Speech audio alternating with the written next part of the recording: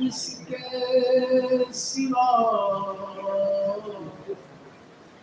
بتلا نہیں سکتی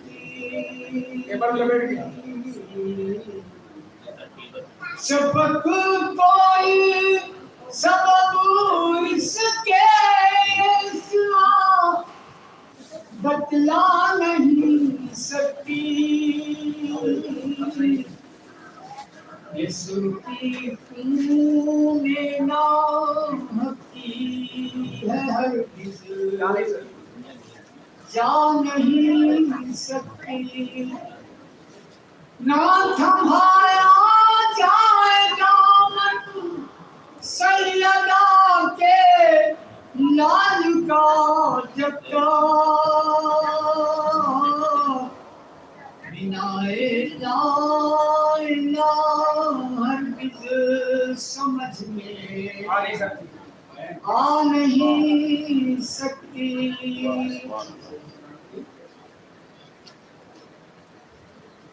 بس میں خار مدینے میں سجا لی جائے بس میں خار مدینے میں سجا لی جائے عشق شبیر کی میں آج اچھالی جائے گلشن خلد کا سردار جہاں پر آیا گلشن خلد کا سردار جہاں پر آیا کیوں نہ جنت در زہر راہ خدا لی جائے دیکھنے میں تو 72 ہے مگر سب حسین دیکھنے میں تو 72 ہے مگر سب حسین ایک سے کی تصویر ملائی جائے گھاٹ پر آ گئے عباس تو بولے آگا شام کوفہ سے نئی فوج بلائی جائے شام کوفہ سے نئی باطل کو قلم کرتا ہے ذوالفقار اسد لاہ نکالی جائے بے زبانی بھی تیری فتح کا اعلان بنے بے زبانی بھی تیری فتح کا اعلان بنے تیر کھا کے چہرے سے بحالی جائے تیر کھا کے چہرے سے بحالی جائے جس کے ایوان سے اٹھا تھا سوال بیعت جس کے ایوان سے اٹھا تھا سوال سوالے بیت غم کی بنیاد اسی قصر میں ڈالی جائے بس میں خار مدینے میں سجا لی جائے اللهم صل على محمد وآل محمد.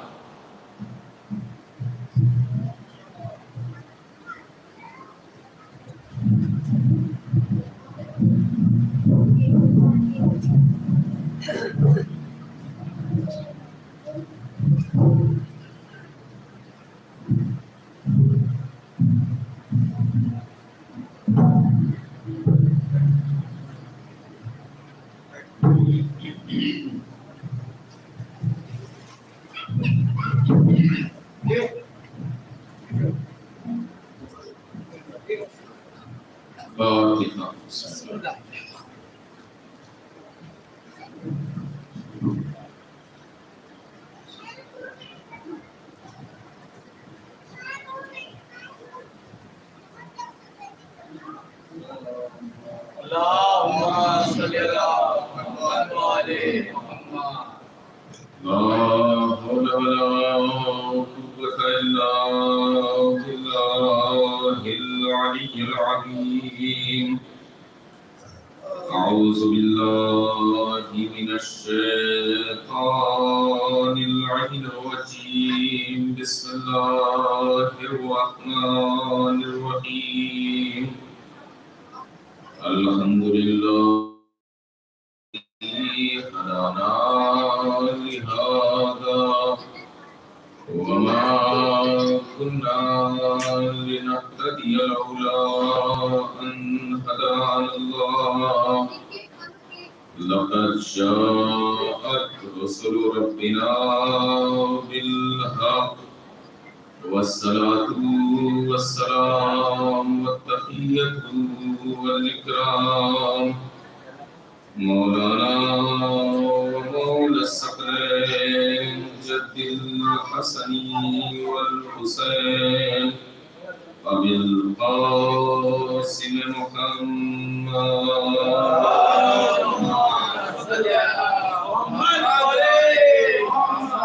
وآله الطيبين الطاهرين المعصومين المظلومين ولعنة الله على أعدائهم أجمعين من يومنا هذا إلى قيام يوم الدين. أما بعد فقد قال الله تبارك وتعالى في قرآن الحكيم وهو أصدق الصادقين وقوله الحق.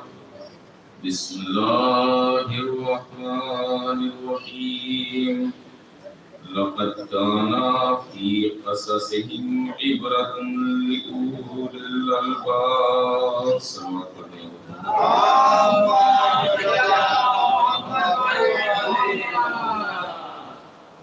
سامعین اکرام بزرگان محترم، سال گزشتہ کا موضوع جو افراد موجود تھے الحمدللہ تمام موجود تھے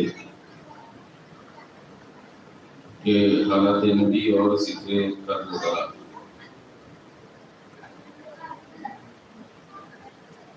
اور سورہ مبارک یوسف کی آیت کریمہ کے ذیل میں مسلسل گفتگو ہوئی تھی. اسی سلسلے کو آگے بڑھاتے ہوئے تمام باتیں جو آپ کے ذہن میں محفوظ ہیں اس سے ہٹ کر کے جو اس میں لطیف نکات ہیں اسے ذہن نشین کرنے کے لیے آیات اور روایت کا سہارا لیتے ہوئے آپ کی خدمت میں باتیں عرض کی جائیں گی. کہ قرآن مجید نے قصہ حضرت یوسف کو داستان نبی خدا حضرت یوسف کو نصیحت اور عبرت مومنین کے لیے قرار دیا۔ لقد کان فی قصصہم عبرۃ لأولی الالباب، جو عقلمند ہیں، جو ہوش رکھتے ہیں، ہوشیار افراد ہیں، ان کے لیے اس قصہ حضرت یوسف میں نصیحتیں موجود ہیں۔ اور نصیحتیں کیا ہیں، ایک ایک کر کے عرض کی جائیں گی، اور اس قصے کو خداوند عالم نے احسن القصص کے نام سے بھی یاد کیا ہے۔ اس قصے کا امتیاز ہے، یعنی سب سے بہترین قصہ، ان کو قرآن مجید میں بہت سے قصے واقعات موجود ہیں، جناب موسیٰ، جناب ابراہیم، چیز کو بھی قدرت نے احسن القصص نہیں کہا، بہترین قصہ، سب سے اچھا قصہ کسے کہا؟ قصہ حضرت یوسف کو کہا، یہ بہترین قصہ ہے۔ نحنو نقص علیک احسن القصص، اے رسول ہم تمہیں بہترین قصہ سنائیں گے۔ اور اس سلسلے میں جو مفسرین نے بیان کیا کہ آخر سنایا کیوں، خداوند عالم نے جناب ختم مرتبہ حضرت محمد مصطفیٰ صلی اللہ علیہ وسلم ضرورت کیا پڑ گئی اس قصہ حضرت یوسف کو سنانے کی، داستان حضرت یوسف کو سنانے کی؟ مومنین کے لیے عبرتیں ہیں تو ٹھیک ہے، قرآن میں موجود ہے، لیکن یہ کہ سنانے کی کیا ضرورت پڑ گئی؟ تو اس کی وجہ جو مفسرین نے بیان کیا وہ یہ، کیونکہ پیغمبر اسلام کو جب بے پناہ اذیتیں ہوئیں کفار اور مشرکین کے کانوں کے ذریعے سے، طنز کے ذریعے سے، اور قلب پیغمبر پر یہ اذیتیں اور یہ تکلیفیں اتنی زیادہ بڑھیں کہ قدرت نے اپنے نبی کے دل کو سکون پہنچانے کے لیے اس داستان حضرت یوسف کو سنایا اور کہا کہ ہم اسے احسن القصص قرار دیتے ہیں۔ لیکن سوال یہ اٹھتا ہے کہ ٹھیک ہے، قصہ سنایا تھا، اس دور میں سنایا تھا، کیوں؟ کیونکہ نبی کو اذیت ہوئی تھی، نبی کو تکلیف ہوئی تھی۔ آج اس دور میں اس کی ضرورت کیا ہے؟ اگر ظاہراً دیکھا جائے آج اس دور میں اس کی ضرورت کیا ہے؟ سنایا اپنے حبیب کو، اپنے نبی کو، دل کو سکون کے لیے، اطمینان قلب کے لیے، بات تمام ہو گئی۔ خدا آخر اب محفوظ کرنے کی ضرورت کیوں پڑ گئی قرآن مجید میں؟ وہی سوال نہ کہ جو لوگ کہتے ہیں کہ واقعہ کربلا ہوا تھا، نہیں غور کیا آپ نے؟ لوگ یہی تو کہتے ہیں، یہی تو سوال کرتے ہیں نا، ہوا تھا، ختم ہو گیا، اب کیا ضرورت ہے بار بار تکرار کرنے کی، کیا ضرورت ہے بار بار دہرانے کی؟ یہی سوال ہوا نا کہ آخر نبی کے قلب کو سکون پہنچانے کے لیے سورہ یوسف نازل ہوا تھا، پھر اب قرآن میں رکھنے کی ضرورت کیا؟ مومنین کو بار بار تکرار کرنے کی ضرورت کیا؟ مسلمین کو بار بار پڑھنے کی ضرورت کیا؟ یہ تو فرمایا آپ نے۔ وہی تو سوال ہے نا کہ جو لوگ کہتے ہیں کہ واقعہ کربلا ہوا تھا، علیاذ باللہ، تو بادشاہوں کی جنگ تھی، اس میں ہمیں بولنے کی ضرورت نہیں ہے۔ کیا ضرورت ہے؟ جنگ ہوئی، ختم ہو گئی، تمام ہو گئی، ایک کی فتح ہوئی، ایک کی شکست ہوئی، یہ بار بار تکرار کرنے کی ضرورت کیا ہے؟ کہ یہ قرآن سے پوچھو، خدا سے سوال کرو کہ قصہ یوسف کو بار بار تکرار کرنے کی ضرورت کیوں؟ یہ قصہ حضرت یوسف کو قرآن میں رکھنے کی ضرورت کیوں؟ واقعہ ہوا تھا، نبی کے دل کو تسکین پہنچانا تھا، پہنچا دیا واقعے کے ذریعے سے، سنا دیا، بات تمام ہو گئی۔ اب یہ قرآن میں رکھنے کی ضرورت کیوں؟ مومنین کو تکرار کرنے کی ضرورت کیوں؟ مسلمین کو بار بار پڑھنے کی ضرورت کیوں؟ اور پڑھنے کے بے پناہ ثواب کیوں؟ یہ بھی ایک سوال۔ تکرار کرنے پر، ذکر حضرت یوسف بار بار کرنے پر عربی لینگویج میں، یعنی قرآن کی آیتوں کی شکل میں ثواب بھی ملے گا۔ اور صرف اتنا ہی نہیں، پڑھنا ہی ثواب ہے بلکہ سننا بھی ثواب۔ نہیں غور کر رہے ہیں آپ؟ یہ پڑھنا بھی ثواب، سننا بھی ثواب، اور صرف سننا ہی ثواب نہیں بلکہ جی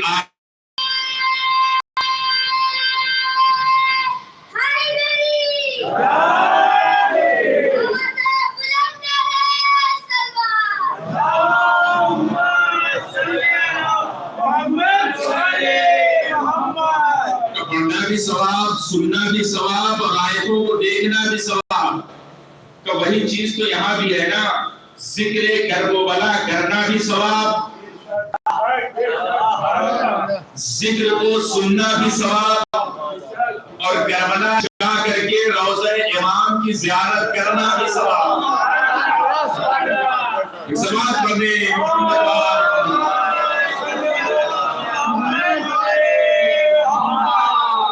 ضرورت کیوں اس دور میں ہوا تھا؟ ضرورت تھی، نبی کے دل کو سکون پہنچانا تھا، نبی کے دل کو اذیت ہوئی تھی کفار و مشرکین کے طعنوں کے ذریعے سے. سورہ یوسف نازل ہوا، نبی کے دل کو اطمینان ہو گیا، ضرورت تمام ہو گئی نا. رکھنے کی ضرورت کیا ہے قرآن مجید میں؟ بات کیا گفتگو یہاں چل رہی تھی کہ رکھنے کی ضرورت کیا ہے. کہ یہی تو سوال ہوتا ہے نا کہ یہ ذکر کربلا بار بار کرنے کی ضرورت کیوں؟ واقعہ ہوا تھا، تمام ہو گیا. ہم نے کہا قرآن سے پوچھو، خدا سے سوال کرو، ضرورت کیوں؟ خدا جواب دے گا. میں آپ کے ذہن عالیہ کے حوالے کو جملے عرض کرنا چاہتا ہوں. خدا جواب دے گا کہ دیکھو ضرورت اس وجہ سے ہے کہ جو واقعات، جو داستانیں آنے والی نسلوں کے لیے عبرت بن جائیں، جو داستانیں آنے والی نسلوں کے لیے نصیحت ہو، ضرورت ہے اسے بار بار پڑھا بھی جائے، بار بار سنا بھی جائے، بار بار اس کی تکرار بھی کیا جائے.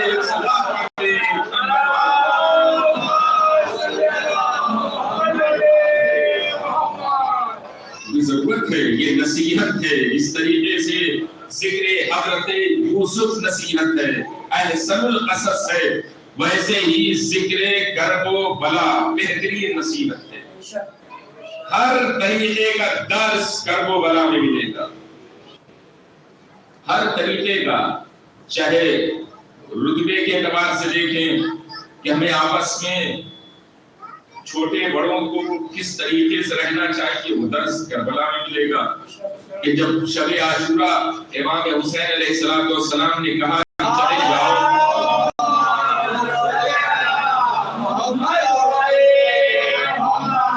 حفظ مراتب کربلا نہ حفظ مراتب کے لحاظ سے، ہر اعتبار سے حفظ مراتب کے لحاظ میں عرض کر رہا ہوں آپ کی خدمت میں کہ میرے جوان غور کریں کہ احترام اپنے بڑوں کا، بزرگوں کا، چھوٹوں کا احترام ہر اعتبار سے.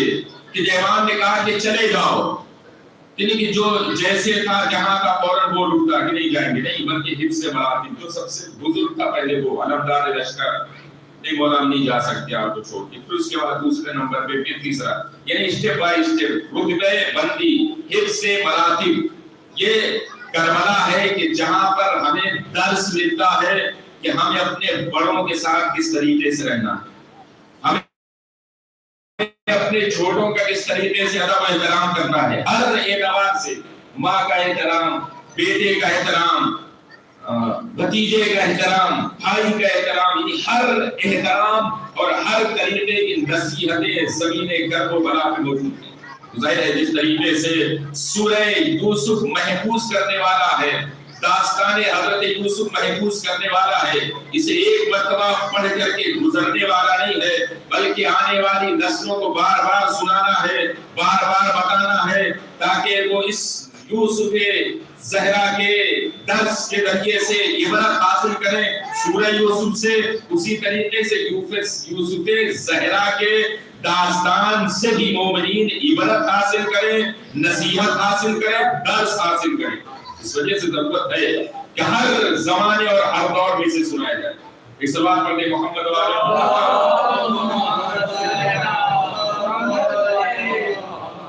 ہر دور اور ہر زمانے میں اس کی تکرار کرنے کی ضرورت ہے. اور جو باتیں ہم نے عرض کیا تھا اس سے قبل اس منزل پر آتے ہوئے کہ جہاں سے ہم نے چھوڑا تھا 9 محرم کو، کہ جناب یوسف کنویں میں گئے. ڈائریکٹ اس منزل مختصر سی تمہید کے بعد جناب یوسف کنویں میں گئے، یہیں تک بیان کیا تھا ہم نے. اور پھر کنویں میں جا کر کے جب انہوں نے دعا کی، جبرائیل امین آئے اور پوچھا نکلنا چاہ رہے کہ جی ہاں، تو جبرائیل نے انہیں دعا تعلیم دی کہ دیکھیے اس دعا کو پڑھیے، اس کے ذریعے سے آپ کنویں سے باہر آ سکتے ہیں. یعنی محمد اور آل محمد کے واسطے سے دعا کرنے کا طریقہ اور سلیقہ जनाब यूसुफ को जिब्राइल अमीन के जरिए से कुदरत ने तालीम फरमाया और जनाब जिब्राइल मुसलसल उस दुआ को पढ़ते रहे। कुदरत ने रास्ता हमवार किया, रास्ता बनाया जनाब यूसुफ को निकलने का। वो कैसे? एक काफिले को घर से गुजारा। वाकया सुना से उस रुख को बयान करना आपकी जन्नत में कि जिसमें नसीहतें और इबरतें हैं, वो बातें आपकी जन्नत में अर्ज करना सिर्फ इशारे के साथ, ताकि कम से इस बात को मुर्तबित करते रहें उन बयानात के जरिए से और वाकयात के जरिए से। काफिला गुजरा और रुका उसी कुएं के करीब, पानी की हाजत हुई और जो पानी निकालने वाले अफराद थे कुएं के करीब आए, उन्होंने डोल डाला।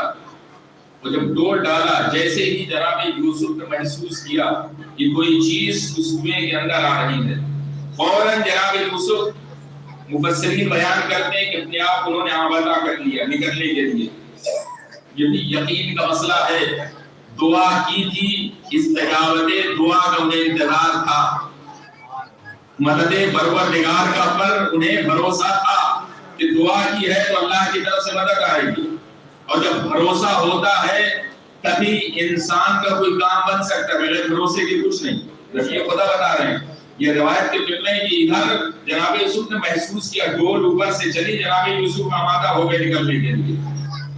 जैसे डोल करीब पहुंची, फौरन हजरत यूसुफ उस डोल में बैठ गए। डाला था उसने पानी निकालने के लिए।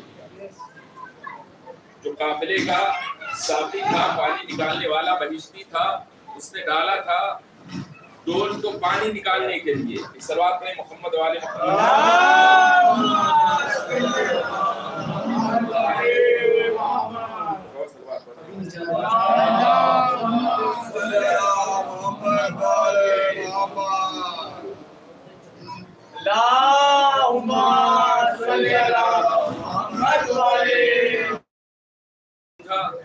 और उस डोल में जाकर के बैठ गए।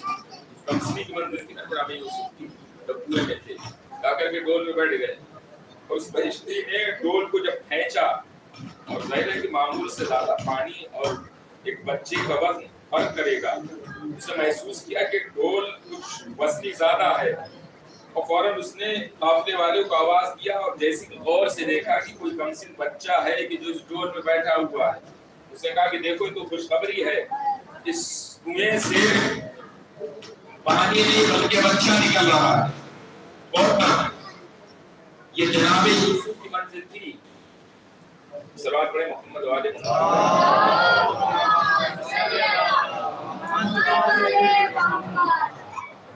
ये जनाब यूसुफ का मरहला था, जनाब यूसुफ की मंजिल थी। अपनी का मुतवज्जा है कि हम पढ़ लेंगे। इससे तो भी ईद में कोई पूरा पढ़ा तो होता है, एक कुत्ती रह जाती है।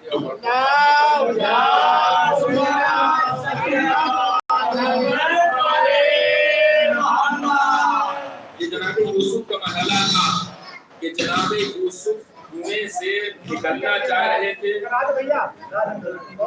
और उसका सहारा क्या बना? डोल। डोल के जरिए से कुएं से हजरत यूसुफ बाहर आए। ये तो मुतवज्जे रहिए, एक मंजिल की तरफ मैं ले जाना चाहता हूँ। फर्द नबूवत और इमामत में बताना चाहता हूँ आपको।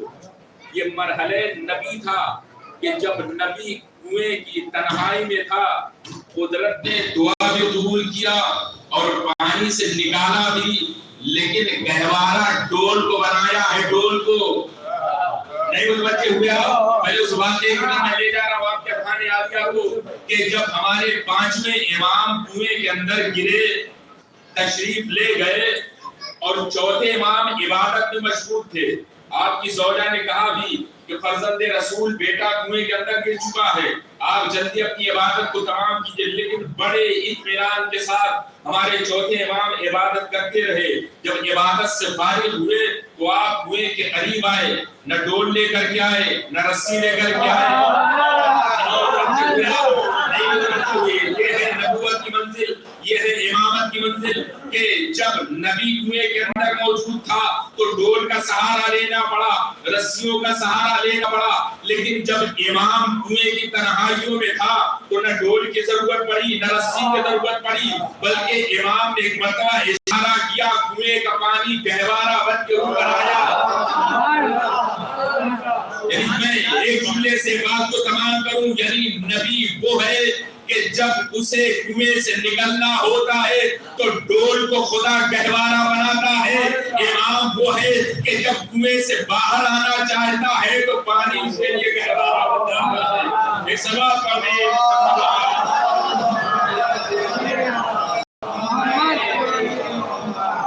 منزل نبوت اور امامت ہے۔ نبی جناب یوسف کنویں کی تنہائیوں سے نکلنے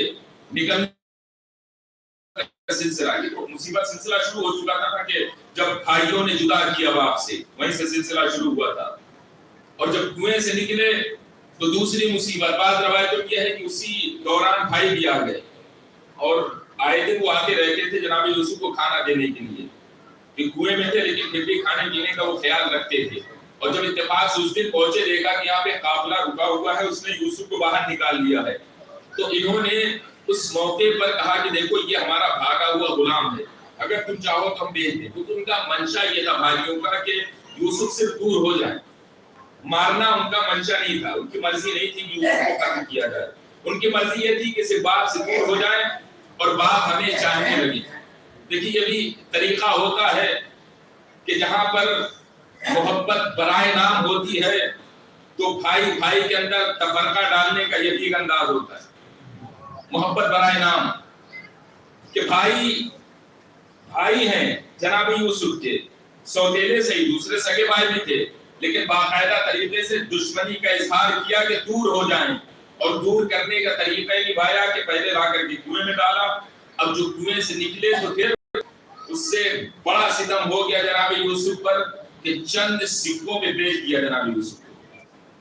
قرآن کے الفاظ ہیں کہ چند سکوں میں بیچا، اس میں دو طریقے کی روایت ہے، تو یہ کہ قافلے والوں نے لے جا کر کے بیچا، یہ بھائیوں نے بیچا، اور بہرحال بیچا وہ بھی معمولی قیمت پر۔ کب معمولی قیمت پہ کیوں بیچا؟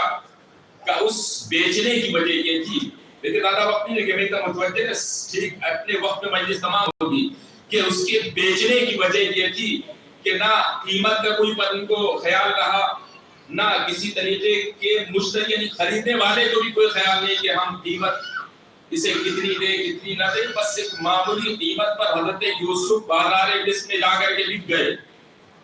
غور کیا کبھی مفسرین نے لکھا کیونکہ حضرت یوسف دیکھنے سے غلام نہیں لگتے تھے، اس وجہ سے نہ بیچنے والے کو کوئی دلچسپی تھی ان سے، نہ خریدنے والے کو۔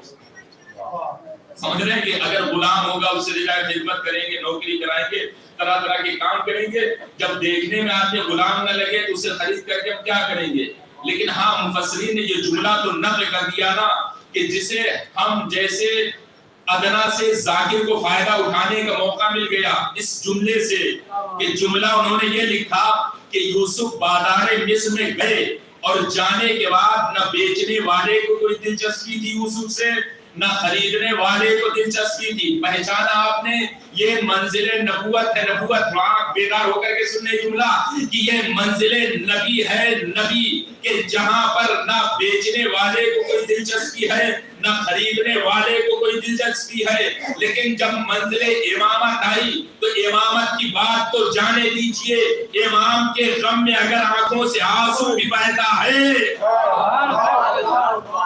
اگر آنسو بھی بہ رہا ہے تو پھر اس کا خریدار کوئی معمولی نہیں ہوتا بلکہ خدا خود خریدار بن جاتا ہے۔ سوال کریں زندہ باد، زندہ باد، مردہ باد، مردہ باد، مردہ باد،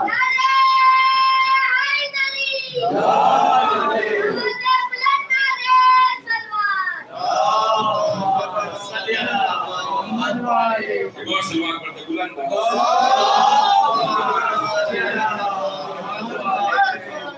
یہ جناب یوسف ہیں، کہ بازار مصر تک حضرت یوسف پہنچ گئے. عزیز مصر نے خریدا لیکن دلچسپ نہیں تھی، ہم نے بتایا. اور جب بازار سے لے کر کے آیا زوجہ کو حوالے کیا جس کا نام ہے زلیخا، اور یہ کہہ کر کے حوالے کیا دیکھو اس کا خیال رکھنا کیونکہ یہ مستقبل میں ہمیں فائدہ دے سکتا ہے اور اسے ہم اپنی اولاد بھی بنا سکتے ہیں. یعنی اس فطرے سے یہ بھی اندازہ ہوتا ہے جو قرآن مجید نے بیان کیا کہ وہ لا اولاد تھا کہ جناب یوسف کو اپنی اولاد بنانا چاہتا تھا.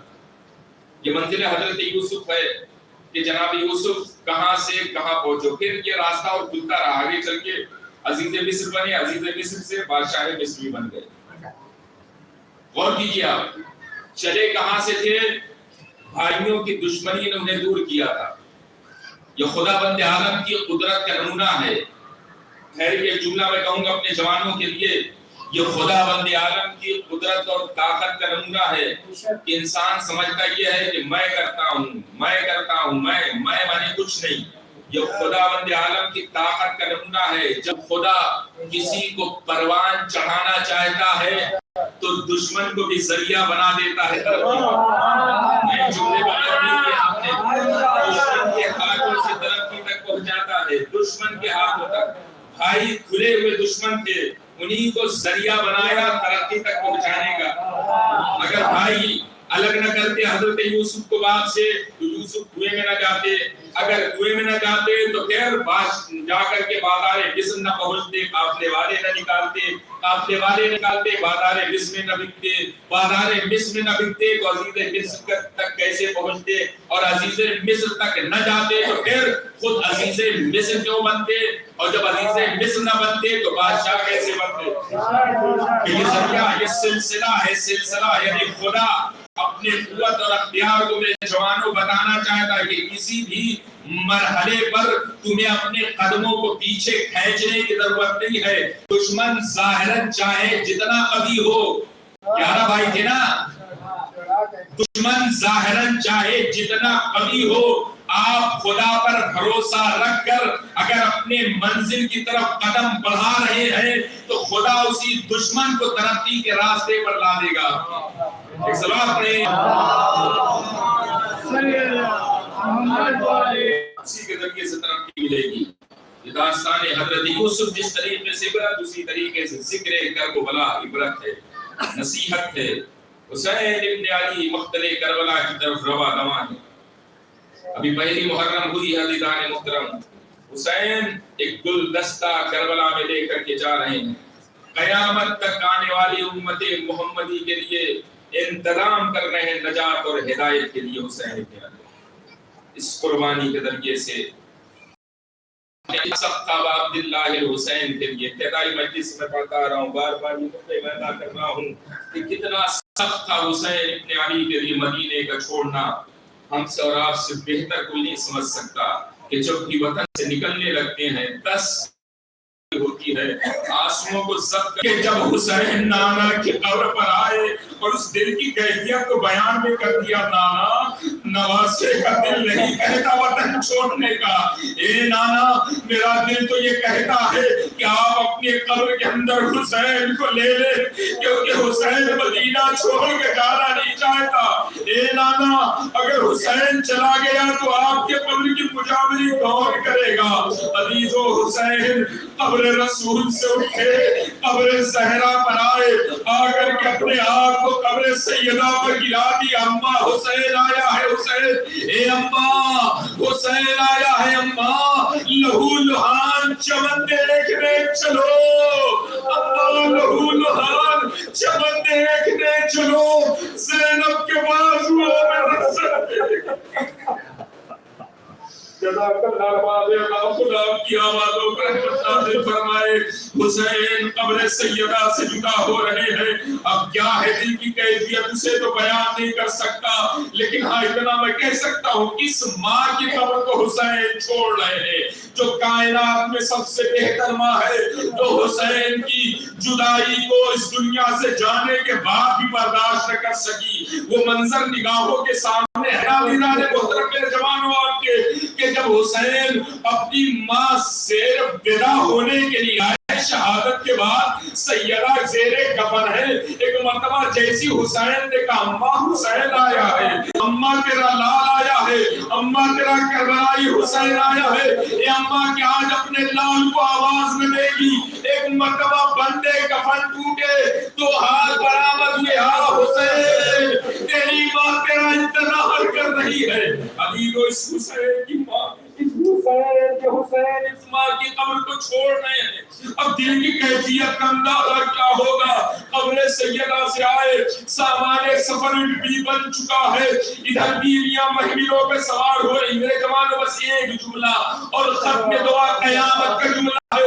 راوی کہتا میں نے دیکھا جب تمام بیویاں سوار ہو چکی تو ایک مرتبہ علی کی بڑی بیٹی زینب جب اپنے گھر سے بیت الشرف سے باہر آئی, تمام جوانوں نے بنی ہاشم نے حلق دے لیا. آہستہ آہستہ زینب کے قدم محمل کے قریب آئے. زینب محمل کے قریب جا کر کے رک گئی. ایک مرتبہ آواز کیا غازی ابو الفضیل عباس قریب آئے, کبھی حکم فرمائے. عجیب جملہ زینب کا, عجیب جملہ جانو دل کام کے سنے ختم دعا. زینب نے آواز دیا بھیا پہلے ایک وعدہ کرو تب زینب سوار ہوگی. وعدہ کرو کہ جیسے زینب کو مدینے سے لے جا رہے ہو ویسے واپس لاؤ گے. ادھر عباس نے جیسی کچھ کہنا چاہا, حسین نے پشت عباس پر ہاتھ رکھا. اے بھیا وعدہ نہ کرنا, اس لیے کہ جب